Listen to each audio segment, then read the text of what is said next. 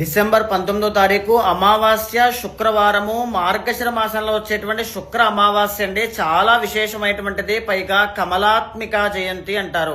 మహాలక్ష్మీదేవి యొక్క స్వరూపమే కమలాత్మికాదేవి. మీ జీవితంలో ఆర్థిక సమస్యలు కానీ, రుణ బాధలు కానీ, లేకపోతే ఇది లేదు ఫలానా అనేటువంటిది ఏదైనా ఉంటే రేపు అంటే అమావాస్య రోజు సాయంత్రం సూర్యాస్తమయం అయిన తర్వాత శక్తి ఉన్న వాళ్ళైతే తామర పుష్పాలతో కమలాత్మికాదేవికి హోమం చేయండి.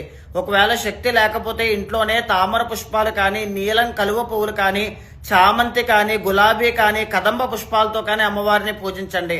ఆవు పాలు, తేనె, ఆవు వెన్న, స్వీట్స్ కానీ, ఫ్రూట్స్ కానీ వీటిలో ఏది నైవేద్యంగా మీకు లభ్యమైనా తప్పకుండా వాటితో నైవేద్యంగా పెట్టండి.